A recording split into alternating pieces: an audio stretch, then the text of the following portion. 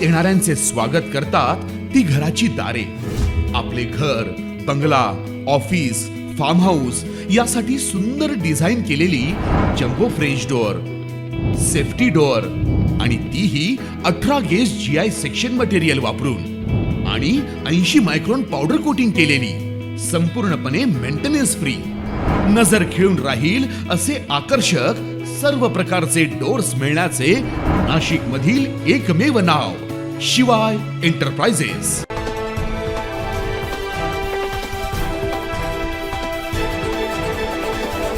उद्या नाशिक जिल्ह्यामधील सर्व रिक्षा टॅक्सी संघटनेचे पदाधिकाऱ्यांनी एकत्र येत मोठा मोर्चा उभारला होता.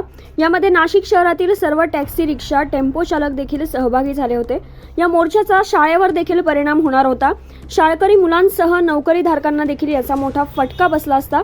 गेल्या काही दिवसांपासून ऑटो, टॅक्सी, रिक्षा चालकांवर पासिंग करता विलंब झाल्यावर पर डे 50 रुपये दंड आकारला जात होता.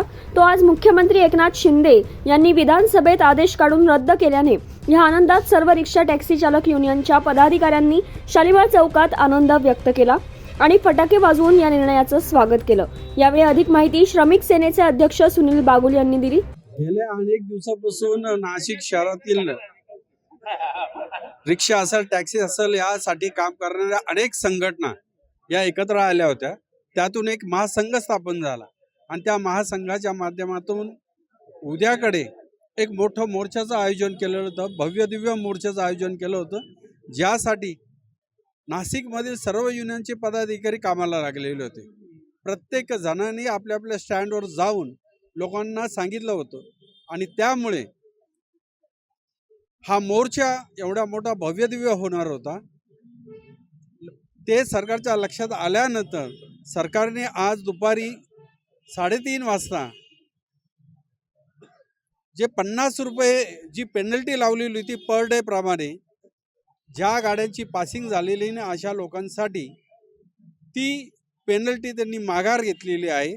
आणि माघार घेतल्यानंतर जिल्हाधिकारी कार्यालयामधून जो निरोप आला त्या निरोपानुसार आम्ही आताच जिल्हाधिकाऱ्यांची मीटिंग घेतली आणि मीटिंग घेतल्यानंतर आमच्या ज्या उर्वरित ज्या मागण्या होत्या का, जे रिक्षा असेल, टॅक्सी असेल, टेम्पो असेल यांच्यासाठी अधिकृत स्टँड मिळाला पाहिजे, त्या स्टँडसाठी साहेबांना आम्ही विनंती केली.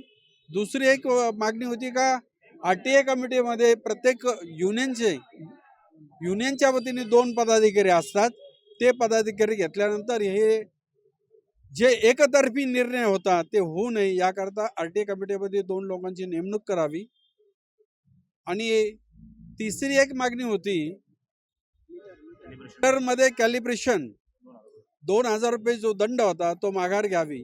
यासाठी या आठवड्यामध्ये जिल्हाधिकाऱ्यांनी RTO, जिल्हाधिकारी स्वतः, पोलीस कमिशनर आणि NMC यांच्या सगळ्यांची एक आणि युनियन संयुक्त बैठक या 2-3 दिवसात ठेवलेली आहे आणि त्या बैठकीमध्ये आमच्या मागण्या मान्य करायचं त्यांनी कबूल केलेलं आहे.